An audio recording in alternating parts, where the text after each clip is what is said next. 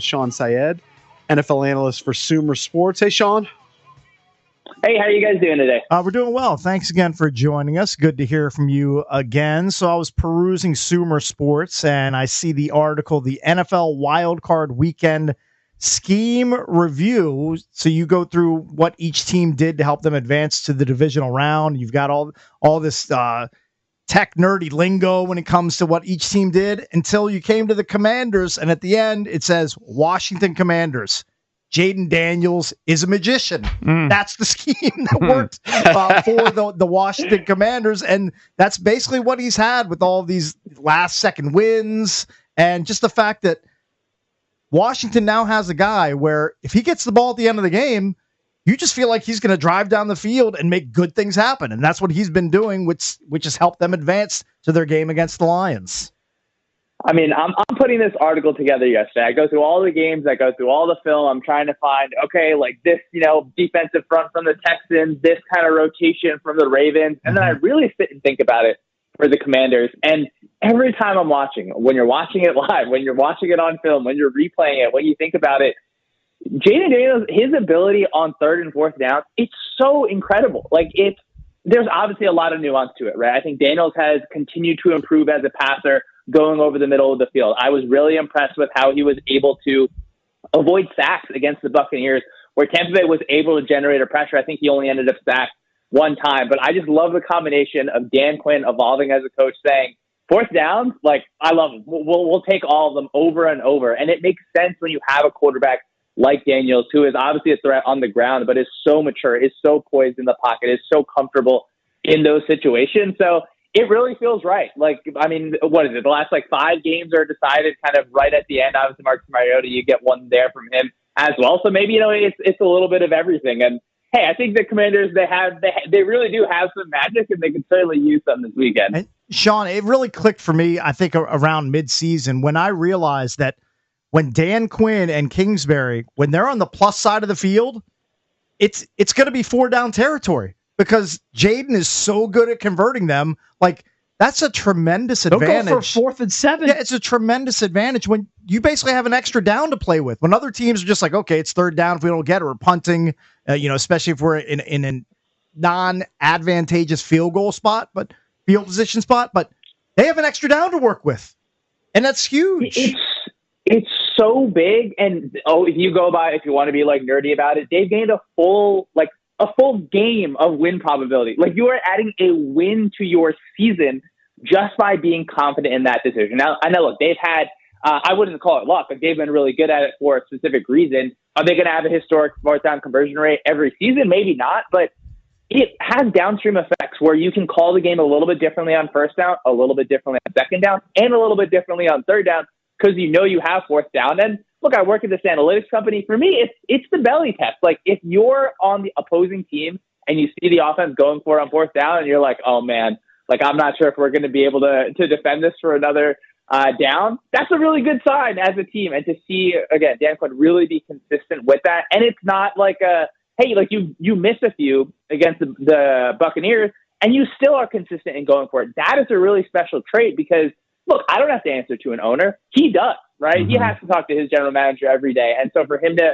have the support from the top down, to me, that's a really positive sign for a franchise where it's baffling that some teams across the league aren't doing it in the same way, or at least moving in that direction where part of the reason why I love the Commanders-Lions matchup is, the punches can hang out at home. Those guys don't even have to show up. It's going to be a fourth down show. And I think it's going to be really worth it to watch. Well, I was just wanted to get to that because not only do the Commanders have that advantage, so do the Lions, right? So they Dan Campbell notorious also for being super aggressive on fourth down, et cetera. And I think everyone would agree they have more weapons than Washington. Although I like our quarterback personally, I would probably take our quarterback over theirs, but they have great weapons over there. Tell me something. I don't know how to scheme up defense. I have no idea. But give me some reasons to be hopeful that, and maybe some ideas on how Washington, from a defensive perspective, can limit Detroit enough.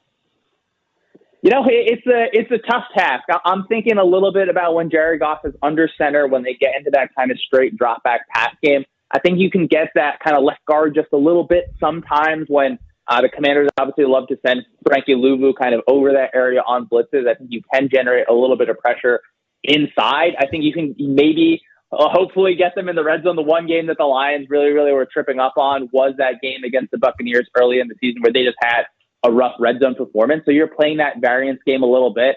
I'm really curious, what is the Commanders' ideas, just how to deal with Amon-Ra St. Brown in the slot. I think that is going to be a really, really tall task. So certainly when you look at things up and down the roster, it feels like things really favor the Lions. They obviously have an excellent play caller, but if you're a team that is a 10-point underdog, you are leaning into variance. The Lions are going to have big plays no matter what you do. So maybe you're sending just a touch of an extra blitz. You're trying to do something early on to generate some heat on Jared Goff on those early downs, to just force a turnover, force a bad throw, force them to dirt a ball. I think it's always tough when you have guys like Jahmyr Gibbs who are really easy outlets for Goff, and you get him into space. It's going to take a special performance. It feels like it's at the player level a little bit more than some kind of overarching kind of schematic shift, because you can say, the Lions are really good against man coverage. The Lions are also really good against zone coverage. It's really, really tough to deal with those guys for a reason. They're the number one seed for a reason. It feels like a game where, you're going to win this game by outscoring them. Shawn, if you go back to the Houston Texans game where Goff threw the 5 interceptions, since we're talking about defensive schemes and what a defense can do, was that a situation where he just was missing balls, or did Houston do something to force him into those 5 interceptions? By the way, the Lions still won that game. Yeah, I think it starts with the defensive line. And in the Texans in that game, the defensive line, we saw it in the playoffs as well, how good it was against the Chargers. But if you can really disrupt things in that way, everything kind of streams down from there. Now, the Texans have their strongest rushers are on the edge. And so them to perform at a high level, I think, was really productive. But if you can create interior pressure, you're going to have a chance. And, Jared Goff, I think, has improved playing under pressure this season. But, playing under pressure, it's not always a stable thing. It can be a little bit volatile. Obviously, it's different when he's at home. He's obviously extremely comfortable there. You're in the dome and everything. So I think if you can do something to generate interior pressure. So, frankly, he's going to be blitzing, I think, a whole lot through that interior. Dan Quinn, I think, wants to make offenses play on his time. It's really hard to do that for the Lions, but to me, that is a little bit of the path. It's a little bit of blitzing. You're going to play tight man coverage because you're the Washington Commanders. That's what you do. You're hoping to get your hand on the ball, kind of pop that up to a safety, turn it the other way. Joined by Shawn Syed, NFL analyst for Sumer Sports. Do you think there's concern behind closed doors on Dan Campbell's part that he could lose not only his offensive coordinator, but could lose both coordinators during this offseason head coaching cycle as Ben Johnson and Aaron Glenn are making the interview rounds? It certainly seems like things are moving in that direction based on all the reports, based on all the sourcing, everything that's being said publicly, whether it's Johnson ending up with the Bears, whether it's Glenn ending up with the Jets, it's anything along that. I do think that, Dan Campbell's probably looking at it like, oh man, these guys are going to be gone. So I'm sure that he is preparing for that eventuality. You can think of guys that he probably has in the hopper a little bit prepared to take those spots. I think that, across the league, this is kind of a decent year to need a defensive coordinator, assuming that Glenn is able to land a head coaching job, just looking at some of the former head coaches that moved on. And Campbell's superpower, amongst a lot of things, obviously connecting players, he hired 2 really, really good coordinators. And for me to say, oh, next year they're not going to have these guys, everything's going to change, I think we should give Campbell the benefit of the doubt, and that he probably has people prepared to at least take a little bit of that. Now, it won't necessarily be the same, but if he was great at hiring then, I think he can be great at hiring again. So I'm really, really interested to see what the Lions look like next year, because they're, the windows, they're not windows, right? They're like the smallest keyholes that teams are trying to fit through in these things, which makes the Commander season so fantastic, because I certainly wasn't expecting it at this level. So yeah, I think the Lions are more likely than not going to have to prepare to lose at least one of those guys. And it'll be really interesting to see what the moves that Campbell makes in terms of who he's promoting or who he's hiring to fill those spots. Talking to Shawn Syed, NFL analyst for Sumer Sports. So real quick, let's go through some of these other matchups. We'll stick in the NFC. Eagles host the Rams. Rams looked uber impressive against the Vikings, 9 sacks in that game. Of course, you have Stafford with Puka. Kupp hasn't been doing anything like the last month and a half. How do you see that game playing out? It certainly feels like the Eagles are going to be able to run on them the same way that they were in Week 12, where the Rams' defensive line is obviously very, very good. Now, it doesn't help that you're going up against the best offensive line in the league in terms of the Eagles. So the Eagles' passing game has certainly had some issues recently, particularly last game against the Packers. It's a little bit out of rhythm. It's not always hitting on time. Things aren't working in the way that they want. But it's always nice to have Saquon Barkley, where they had, I think it was like 200 yards before contact in that first game. It was close to 300 yards total. So it certainly feels that way. I think the Rams' path to victory, though, is you get that early score. You get Philadelphia to chase just a little bit, where the Eagles are missing Nakobe Dean, who is a really, really strong piece on the inside, who has played super well this year. So, I think it's a game where Sean McVay and Matt Stafford are really unloading all the funky stuff off that play sheet. They got nothing to lose in a game that they're underdogs. All right, so AFC, you've got a rematch of the Bills and the Ravens. Ravens handled the Bills earlier this season. They head to Buffalo to take on a Josh Allen-led team. What do you think?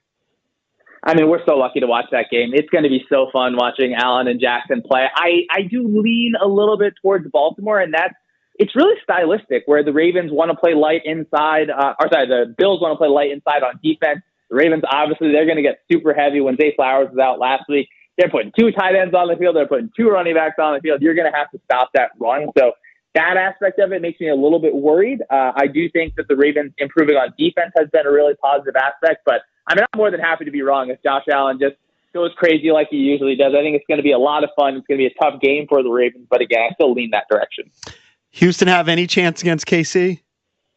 I do think they have a little bit of a chance, just looking at how that defensive line played against the Chargers. I think that's your path to victory, is creating issues in that way. And it's CJ Stroud throwing to Nico Collins and no one else. It is not wasting any time in the run game. So, I would say at least a little bit of a chance. I certainly would assume that Kansas City is going to come out victorious. I'm really interested to see, though, what Kansas City does at that left guard, left tackle spot, where Joe Thuney at left guard, who's an all-pro left guard, he's bumping out to left tackle a little bit. I think they're going to have another guy in there. So, again, the Texans have such a good edge rush unit that they can really cause problems for you. I think the Chiefs have done a good job, getting some of those quick throws out. So, we'll see. It's obviously the starter for the weekend. The Texans are stuck on that Saturday early day. Hopefully over the years, they'll be able to get out of that spot. Shawn, appreciate the time and insights. Shawn Syed, NFL analyst for Sumer Sports. Thanks, pal. Thanks so much, guys. Appreciate it. Thank you, buddy. Good talking to you. I have to say, we've talked about Sumer Sports before.